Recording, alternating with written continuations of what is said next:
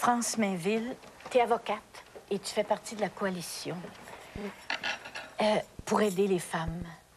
Oui, on a formé en Ontario français une coalition qui est très particulière et unique. C'est une coalition contre les rituels de violence faites aux femmes. Et ce qui est unique, c'est qu'avec Malou, on a décidé d'associer des femmes blanches et des femmes noires pour parler de cette question-là et la dévoiler. On pourrait se dire, c'est pas nos affaires. On pourrait se dire, mais c'est pas nos coutumes, c'est pas nos traditions. Qui se mêlent pas des nôtres, on se mêlera pas des leurs. Oui, mais c'est au-delà d'une culture. C'est pas une question de culture. Je pense que c'est une question de respect. De respect de l'intégrité de la personne et le respect des femmes entre eux.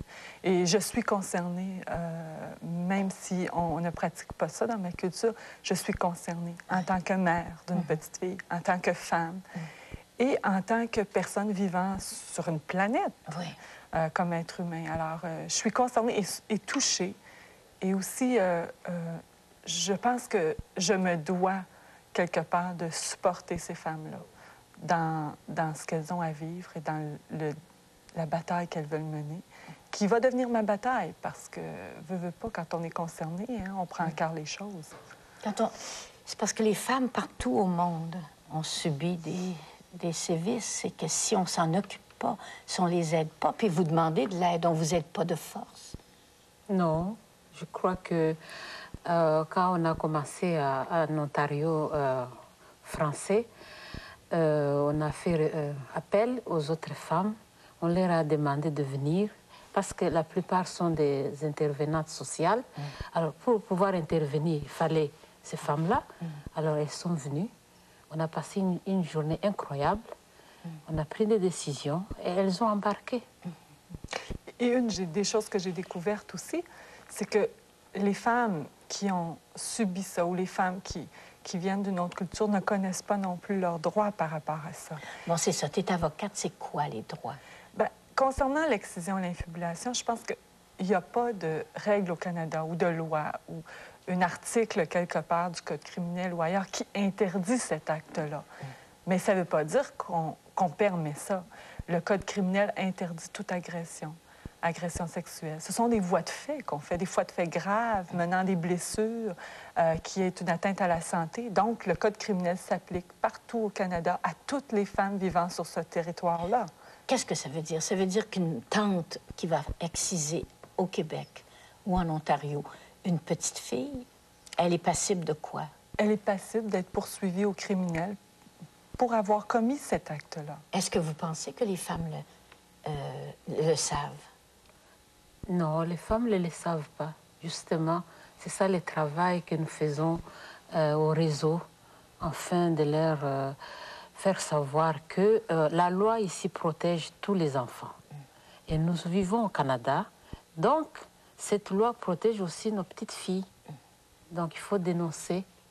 Mais c'est difficile de dénoncer ma tante, dénoncer la grand-mère. Oui, c'est difficile, mais nous utilisons maintenant les commissions scolaires. Pour faire de la prévention, parce qu'il y a quelque part où ce sujet-là, on ne peut pas le traiter autrement qu'en faisant de la prévention. On aurait beau avoir toutes les lois pour supporter, un peu comme on les avait en matière de violence conjugale. Si elles ne sont pas utilisées, elles sont inutiles. Mais France, tu ne penses pas que ça rentre, ça, comme dans les religions?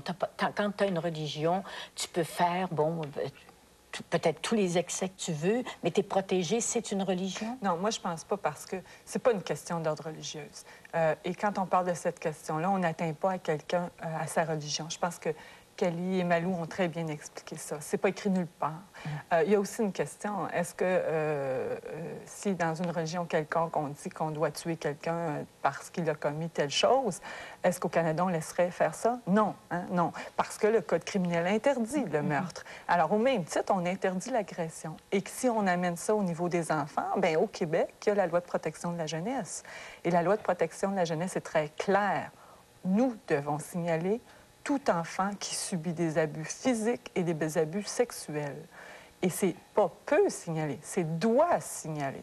Donc, il faut que ces communautés, ces gens-là sachent ça, mais il faut aussi que nous, qui sommes des intervenants auprès des enfants dans les écoles, dans les CLSC, dans les hôpitaux, sachant aussi qu'on peut avoir un moyen d'aider ces gens-là.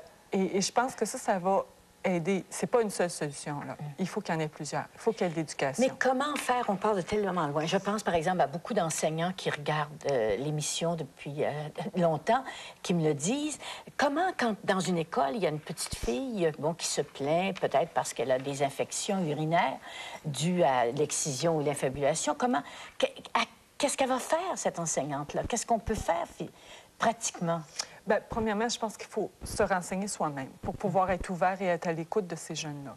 Parce qu'une des choses, c'est que ces jeunes-là deviennent isolés. Ces petites filles-là deviennent isolées dans leur milieu. Et lorsqu'elles veulent en parler, elles ne trouvent pas d'oreille attentive. Alors, c'est important d'être attentif aux besoins de ces petites filles-là et de voir à leur bien-être physique en premier lieu. Et ensuite de ça, de voir comment on peut les protéger si elles ont peur. Mais France, c'est très tentant de se dire... C'est pas notre culture, ça ne nous regarde pas.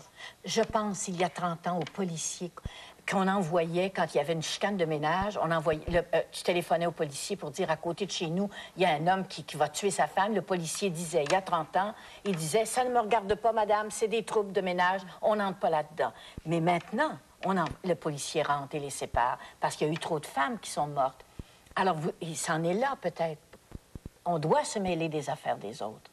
Quand il s'agit de la vie de quelqu'un. C'est la protection d'enfants, et ça se fait de plus en plus en bas âge. Donc, c'est la protection, la santé de ces enfants-là, mais c'est aussi la protection de l'intégrité physique. Au Québec, dans la Charte des droits et libertés, à son premier article, on parle des droits fondamentaux. Et dans ces droits fondamentaux, on déclare que l'être humain est inviolable et que nul ne peut porter atteinte à la personne.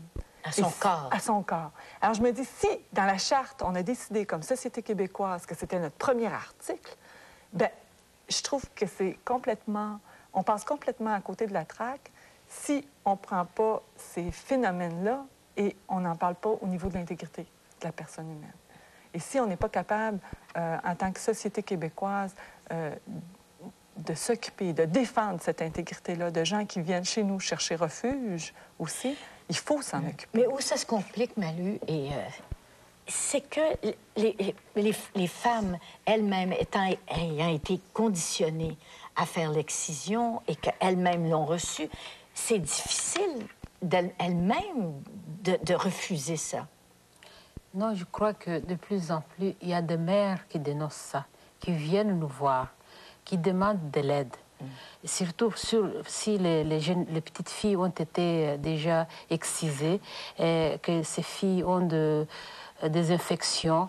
Il y a parfois des absences. La semaine dernière, j'avais une réunion avec le surintendant scolaire et je leur ai dit, si vous remarquez qu'il y a beaucoup d'absences chez les petites filles, il faut commencer à comprendre pourquoi ces filles ne viennent pas à l'école. C'est parce qu'elles ont des infections, elles vont à l'hôpital, elles ne peuvent pas venir vous dire parce qu'elles ont été excisées, mais il faut commencer maintenant à comprendre ces phénomènes d'abandon et le phénomène aussi d'absence scolaire. Mais comment on peut aider? Votre coalition fait quoi? Puis comment nous, on pourrait aider? Bien, notre coalition commence à mettre sur pied des programmes de prévention au niveau des intervenants qui ont à agir, à prendre place dans le milieu scolaire, en milieu de la santé. Et ce qu'on veut faire, c'est extensionner cette expérience qu'on vit actuellement en Ontario français, dans la région du centre-sud-ouest, c'est-à-dire la région de Toronto, et de l'amener à Montréal. Et de faire en sorte qu'on ait une force féminine à l'égard de cette question-là, française, parce que la question est traitée différemment au niveau anglophone. Alors, on aimerait qu'il y ait une force. Et Malou et moi, on est prêts à former une coalition Ontario-Québec sur cette question-là et d'aller de l'avant avec un programme de prévention et commencer. Je dois aussi vous dire une chose très importante, que depuis à peu près 3 ou 4 mois, on peut devenir au Canada réfugié. On peut demander le statut réfugié si on a peur pour nos enfants que nos filles soient excisées ou infibulées dans notre pays. Ah oui? Alors donc, maintenant, on va avoir des femmes qui viennent chercher refuge auprès de nous parce qu'elles ont peur pour leurs filles. Alors, ce n'est plus une question à eux, c'est une question qu'ils viennent chercher de l'aide. Donc, elles viennent nous voir, elles viennent vers nous pour qu'on les aide, on les supporte et surtout qu'on les protège. Caddy, qu'est-ce qui se fait en France? Ben, moi, en France, je fais partie d'une association qui s'appelle le GAMS, Groupe de femmes pour l'abolition des mutilations sexuelles et sur les pratiques traditionnelles ayant effet sur la santé des femmes et des enfants. Nous primons la prévention. Nous faisons beaucoup de prévention dans les centres sociaux, les centres de PMI, les centres d'alphabétisation. De l'information. De l'information, Comme on fait la ce prévention, soir. de la sensibilisation. Et nous travaillons avec les femmes et surtout avec les médecins et les travailleurs sociaux. Nous faisons beaucoup de travail d'information. Mais je voulais surtout dire que France était en train de parler de la loi, qu'en France, il y a une loi qui n'est même pas cible des assises, qu'il y a une exciseuse qui a été emprisonnée pour 5 ans ferme parce qu'il y a eu des décès de petites filles suite à des hémorragies. Et qu'une mère a été emprisonnée 1 an parce qu'elle a fait exciser sa petite fille. Et que seulement que sur la charte des droits de l'homme africain, pourtant il y a tous ces articles que tu venais de dire tout à l'heure.